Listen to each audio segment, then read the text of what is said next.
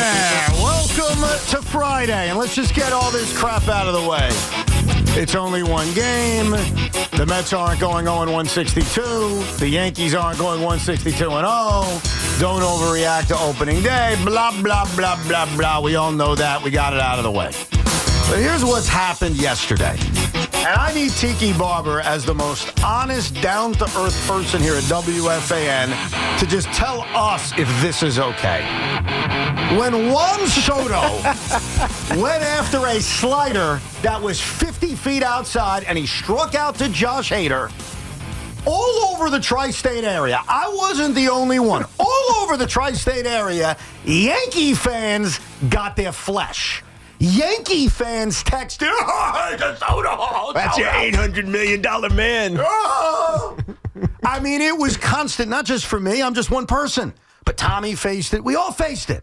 So my question to you, Tiki, is we sit here 19 hours after the Mets lost the game to the Astros and about 20 hours after the New York Yankees defeated the Milwaukee Brewers.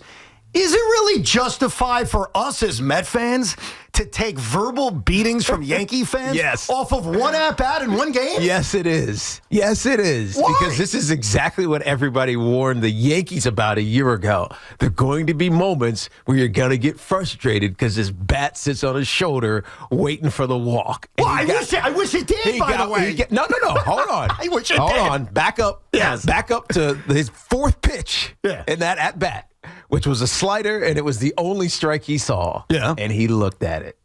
Swinging at 3-0 in that moment would have been aggressive, Juan Soto. I had no problem with that. You got looking for a walk, Juan Soto. No. You know why you're You wrong? got looking for a walk, Juan Soto. No, that's not what happened, though, because on 3-1, he elevated and swung at a fastball by his eyes. I know that, but I'm saying the 3-0 he looked at, if he swings at the only strike he got. I'm not killing him for that. I know you're not. Yankee fans are killing him for that. Yankee fans aren't killing him for that. Yankee fans, and I guess this is going to be a thing. Like, I guess this is the reality of 2025 baseball. Yankee fans are just saying nanny, nanny, poo-poo because last year, and I got to admit, okay, it's one game. I'm not worried about Juan Soto. I'm not worried about the Mets. Nobody is. But I have to admit, because I always want to be honest, and it didn't really hit me until I was going to sleep last night. Didn't even say this on the Rico. The fact that it was the exact same situation as last year. He had an amazing at-bat against Josh Hader last year. Yep. The Yankees as a team had great at-bats against Framber Valdez last year. Juan Soto was the hero last year against the Astros. And then this year, it ends on just this awful, anticlimactic. Yeah.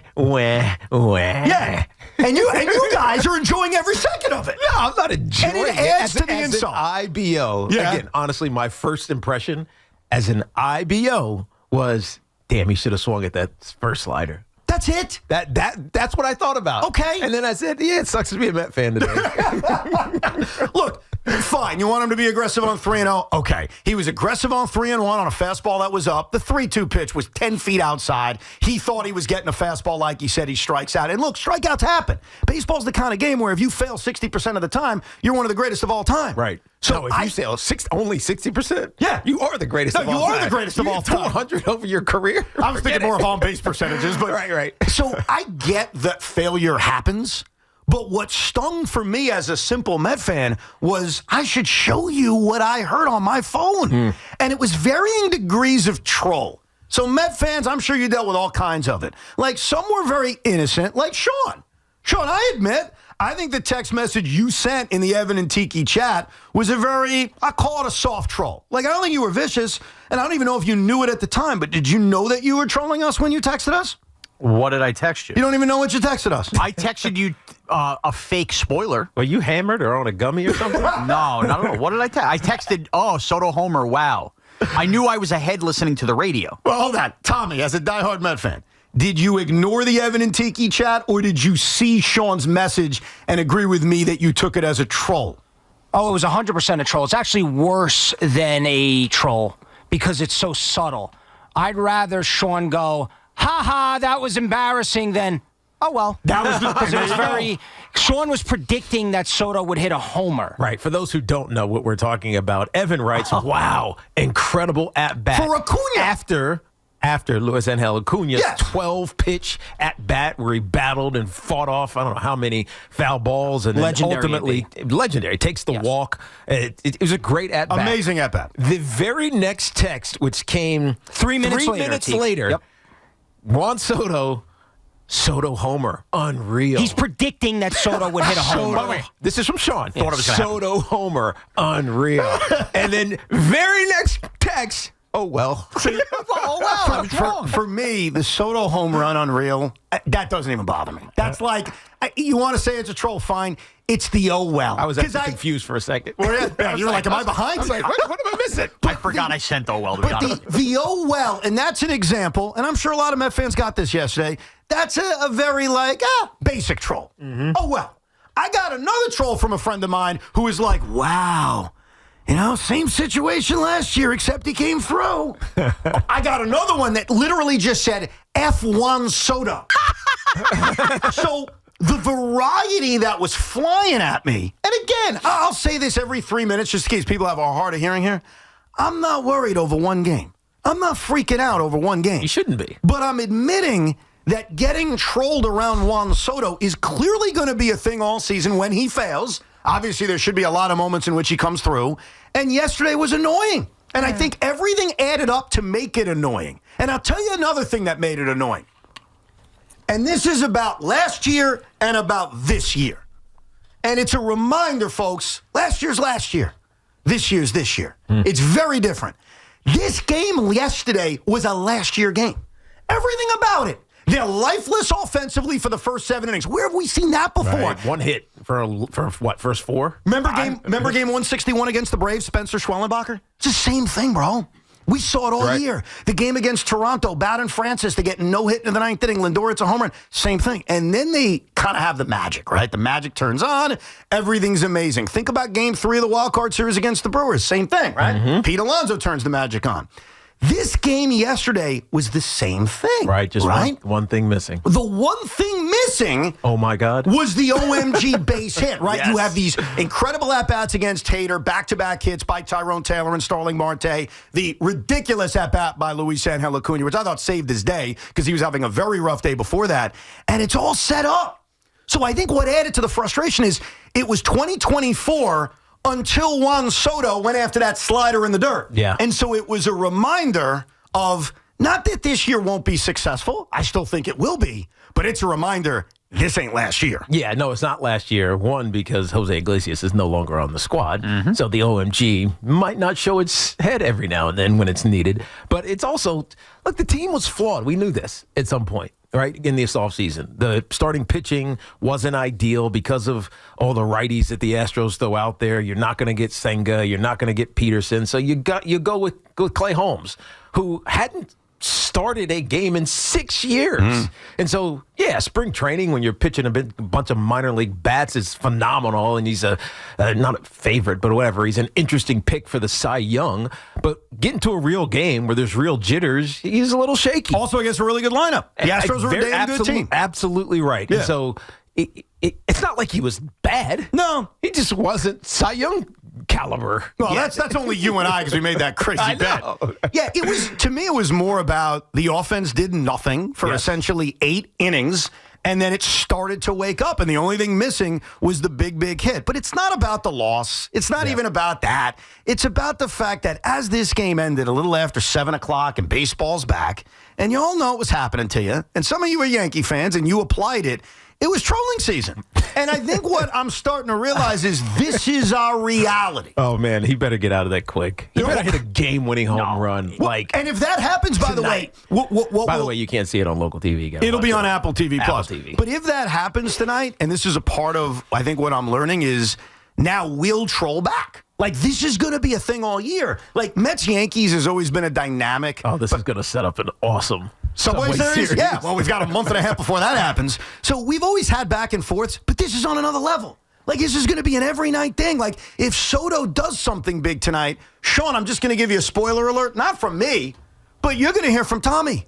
And Great. if Soto strikes out in a big spot, Tommy, I got a spoiler alert. You're going to hear from Sean. No, see, that's where I do disagree with you, You Evan. texted, oh well. But you have to understand something. What? Yesterday was opening day. Yeah. Yesterday was the birthday cake that comes out of the big birthday celebration from signing Juan Soto. The idea that in the big spot, the game coming down to Soto, your first chance to see him in a Met uniform, and he does something he didn't do all year with the Yankees, swinging outside the zone to strike out.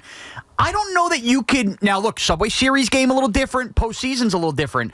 That moment happens versus the Milwaukee Brewers in the middle of June. You're not going to get the text from Yankee Disagree. fans. I think you're dead I really wrong. don't. You're not going to get it from me. Well, I it was think- just the idea of it was great to watch your big moment you looked forward to crash and burn. I think the dynamics have changed. Yes, it's opening day. Yes, it's a holiday. I am warning my fellow Met fans, get used to what happened last night. Get used to the fact that if bad things happen, you're going to get trolled. And if good things happen, you're going to apply the troll. Right. And I'll tell you something else that bothered me. And I'm not mad at you, Tommy, but I'm kind of mad at you. I had 3 different people explain to me, because I went back initially after I did the RICO and I said, I don't understand.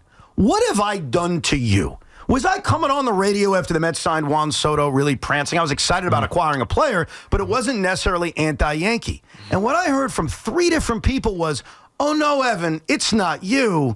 It's Big Brother Tommy. And I'm like, well, hold on a second.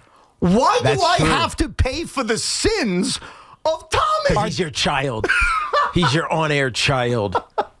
These are Met fans that were mad at you or Yankee No, fans? Yankee fans. They're like, the reason you're going to get crap, even though, yeah, you handled yourself with some class during the offseason, not complete class, but some class, is because, well, Tommy is a big baby, and so we're going to take it out on you and every other Met fan. And it's like, why do I have to pay for the sins of him? I'm not screaming for a half hour with Big Brother. That's Tommy.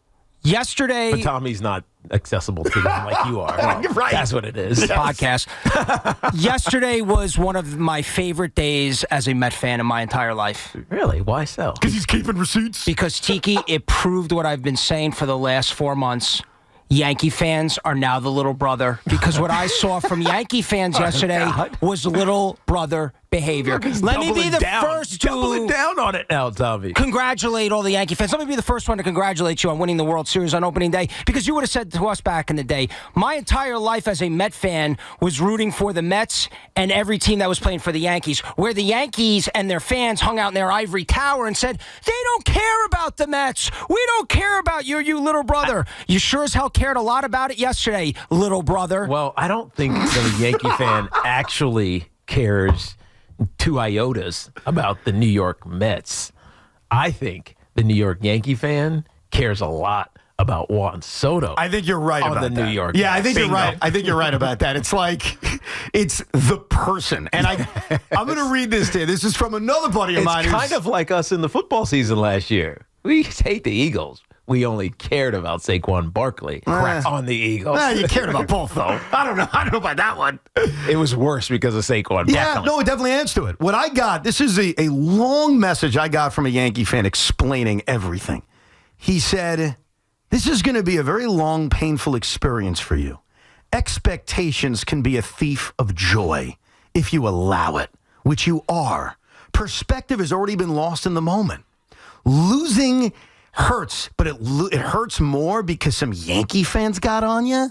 Who cares if Soto as a Yankee in that exact same spot, in that exact same yard, versus that exact same pitcher got way better results a year ago? Not everyone carries the powers of the pinstripes. He may end up being mortal now. Are you prepared for that? Have you ever seen Superman 2 when he loses his powers and becomes a regular man? And I'm like, what is happening? It's one at-bat against a top-line closer, and this is what we're dealing with after one game. And we're going to find out over the next few days and weeks and months. I don't believe it's a one-time thing. I believe we live in a world, whether it's Tommy's point that they're big brother or not, but we live in a world in which Juan Soto is under a microscope from Yankee fans on a daily basis. And when he fails for our team, we're going to hear about it. So be prepared. And hopefully you'll be able to deal with it better than I did last night when I got pissy. Just remember this. May not be you personally. You guys threw the first stones, okay? And all Yankee fans are answering because you know, even if it wasn't you, and you definitely know Tommy Lugauer. What? If Juan Soto had connected on the big home run there to win the game, would Met fans have not just been the first one and every Yankee fan's text messages and timelines going, Big Brother, he's ours now, whatever. All we did was throw the salvo back we knew we were getting if Juan Soto connected. And shame on all of us for not imagining, oh, my God, there could be a moment with the game on the line with Juan Soto. And one way or another, we're all getting attacked. It is war, clearly. We'll hear from Met fans and Yankee fans who either cast those stones yesterday or took those stones yesterday.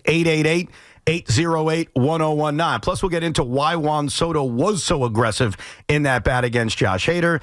And did Joe Buck go out of his way to take a shot at the voice of the New York Yankees? We got a lot to examine on a very busy Friday. The toll-free number is 888-808-1019 as we are with you for the next 4.5 hours. Plus, Tiki Barber is a baseball savant.